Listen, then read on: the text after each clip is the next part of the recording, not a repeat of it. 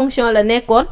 Donc mu doon loo xam ne nag lu critique la ba tey rek ci coowal borom ñaari tur yi nga xam ne daal dina lëmbe réew mi Pascal. waaw moom kay li mooy faral di wax rek. lii raam ci ñag ba la jëm. te bu fa yeggee. du fa samp kër. saa yu ñu xëyee nag nopp daloo loxo dal gémmiñ te du ànd akub dànk. chaque jour ak cas bu bees. chaque jour ak cas bu bees te cas bu nekk ak fa muy amee. gis nga bu dee ñuy jàppe la ñuy jàpp nga xam ni mbirum góor jigéen ñi nag yégg na dayoo ñi nga xam ni ñooy jàppe ñu dem ba am ñu ci am kuñ ci jàpp ci ñuy jàppe ngay jàppe far ñu jàpp la nga xam ni yëf yi nag maanaam saa su ne dalay wan dayo gi loolu am phénomène boobu dayo bi mu am chaque fois day manifesté wu te day gën a fës xoolal ñi ngi ciy tudd ñëpp catégorie socio-professionnelle yëpp ñu ngi ci da ngay xool ñetti nit yi ñu jàpp kenn ki auxiliaire la ci benn caserne kenn ki styliste la ñoom bari na ci ñoom maanaam ñi nga xam ni ay styliste lañ ay tailleur couturier ak genre yooyu moom loolu moom daa bari ci ñoom ba ci ay Europe États-Unis sax booy xool styliste yu gën a mag sax c'est des gays tu vois ak troisième personne bi nekk koo xam ne moom coach sportif la. coach. waaw. doy na waar. artiste. animateur. journaliste. commerçant. ñu dem ba ci gendarme. takk der. nopp daloot.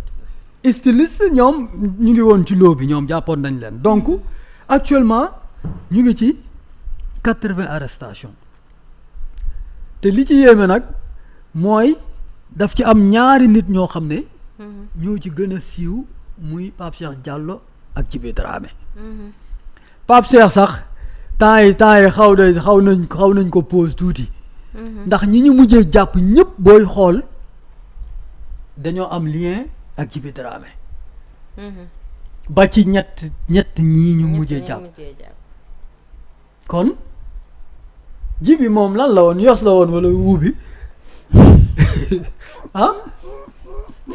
Sali comme yaa connaît tout kenn ci Djiby waaw moom yos la woon la wala daa mel ni ci ñaar yëpp la bokkoon de yos la en même temps wuubi loolu mën naa ne waaw am na ñoo xam ne ñaar yëpp lañ en même temps len moom xam naa ko moom dañ leen di tëddee ñu luy tëddee dañ doon wax naan Pape Cheikh jar na mais Djiby tamit kenn du moom Djiby kenn du moom tey na waar de bon lii nag dafa am jàngat bu am solo boo xam ne war nañ ko ci def muy que ni déjà benn mooy fan la jëm fan la yëf yi fan lay yegg ci surtout fan la ñu jëm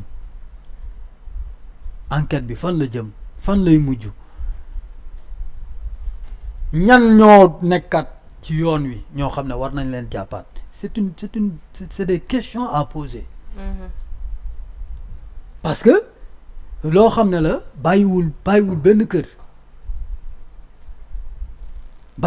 kër te am na ci gis nga fi tolli ñu ngi tudd am na ñu ñuy tudd ñu ñu jot a tudd ñi ñaa ngi ci yéemu amaana est-ce que amul ñoo xam ne ñu des ñoo xam ne bu ñu leen tuddee réew mi tas est-ce que amul c'est une question à poser. loolu kay moom nañu ko sarax rek. nañu ko sarax rek. parce que chaque jour maanaam ñu arrestation bu ñëw mu yéem nit ñi. parce que mbir mi tamit dañoo war a bàyyi tamit di jël ñu ndaw ñi te dem ci gros poisson yi tamit parce que tamit am na ay gros poisson. man bu may togg ceebu jën moom gros poisson laay jël waaw. gros poisson lay nekkal nag. xëy na dañuy dem ba napp jën yu ndaw yi ba mu jeex ñu doo ko napp jën yu mag yi. bu boobaa yu mag yi. dañuy gën a tuuraat yu ndaw yi rek. mais xam nga boo sànnee yu mag yi ñooy jur yu ndaw yi de. mais xam nga léegi booy tibb yu ndaw yi moom kañ lay jeex yow kay yu mag yi nga mun a jàpp kay pour stopper kay yu ndaw ñi wala du noonu yow kii Papis. mais est-ce que yaakaaroo ni ñu ndaw est-ce que yaakaaroo ni ñu mag ñi. jën yu mag yi laxasuñ seen genn toog ci. jën yu mag yi. waaw. ñoom ñooy indi yu ndaw yi n'est-ce pas. waaw léegi nag soo bëggee di jàpp yu ndaw yi bàyyi yu mag yi te yu ndaw yi yu mag yi ñu ngi mais wuy ma yu mag yu ndaw ba léegi da ngay jàpp yu mag yi kay. jën yu ndaw yi nag mën a jeex. wuy ma jën yu ndaw yi nag ñoo gën a sopp jën yu ndaw yeeg. en tout cas daal yu mag yi. daal mën a Papis yëf yi daal mu ngi noonu quoi. non yéeme na daal xam nga man en fait ça me renvoie un tout petit peu Sali. À l'histoire tant relatée par nos amis de la sous-région. xam nga yii nii dafa jiitu ñun suñu actualité. lii daf ko jiitu quoi. te xam nga en général quand tu t'intéresses un tout petit peu à ce qui se passe autour de toi daf lay mën a permettre très souvent bu dara xewee. ci sa société loo xamante ne musul am nga gën ko mën a comprendre parce que yii yëpp c'est vrai dans une certaine mesure le débat date de très très longtemps. Moi je me dis qu'aujourd'hui quand on parle de débat en ce qui concerne l'homosexualité il n'y a pas de débat. L'homosexualité c'est vieux comme le monde. Voilà donc loo xamante ne la du actualité mais lii nekk ni tey moom moo nekk actualité parce que c'est une forme que l'on ne connaissait pas. Ok ba ci termes yi ngay dégg yaa ngi dégg ay termes yoos yaa ngi dégg ay termes wubbi maa ngi fàttaliku je le disais avec un ami de la sous-région un ami ivoirien ba ma daan expliquer en général ba ñu daan wax ce qui concerne par exemple les Bakary et les Tassou Bakary en Côte d'Ivoire par exemple ou dans la sous-région nga xamante ne c'était pour distinguer les femmes des lesbiennes parce que yooyu yëpp du tey la am quoi du tey la am yàgg na am maintenant ce qui donne de l'ampleur à ce phénomène-là comme ni ma ko doon waxee fan yi passé mooy l'histoire de la transmission volontaire surtout.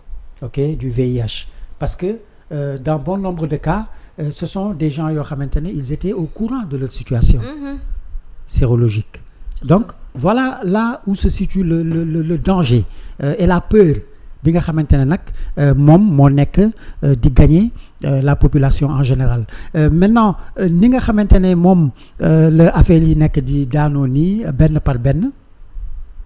par benn si ay secteurs yoo xamante ne on n'aurait jamais pensé que ces secteurs d'activité-là pouvaient être touchés sànq Pascal mi ngi koy wax en ce qui concerne les tailleurs en général le monde de la mode loolu c'est pas un secret gars yi yàgg nañ ko décrier voilà donc tout ce qui concerne le stylisme la mode en général que ce soit au niveau des femmes entre les femmes les hommes avec les hommes yooyu yàgg nañ ci citer ay exemples nommément connus d'ailleurs et ça n'a jamais inquiété outre mesure même si ils ont leur liberté de faire ce qu'ils font en privé mais quand même bu ñu demee ba mu nekk ay réseau bu ñu demee par exemple ba mu nekk mise en danger de la vie d'autrui notamment les jeunes defe naa ne war na jar ñu def ci taxaw seetlu bu baax a baax et que les autorités également prennent les mesures qu'il faut pour vraiment serrer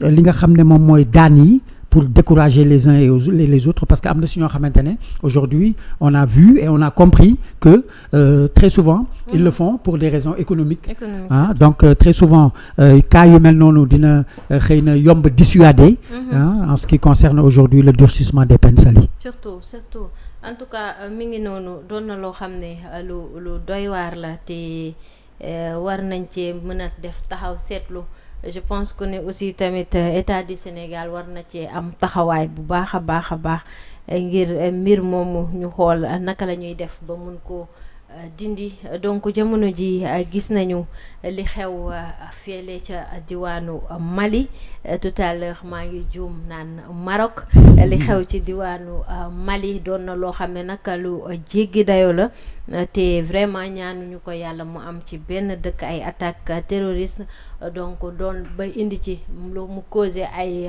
décès ñoo xam ne daal dinañ ci ñàkk seen bakkan waaye itam ay dégâts matériels at lépp loo xam ne gis nañ ko fa mu doon loo xam ne nag lu triste la ñu leen di masaw bu baax a baax waa Mali naka nga jàngatee Papis li nga xam ne moom moo xew Mali jamono ji.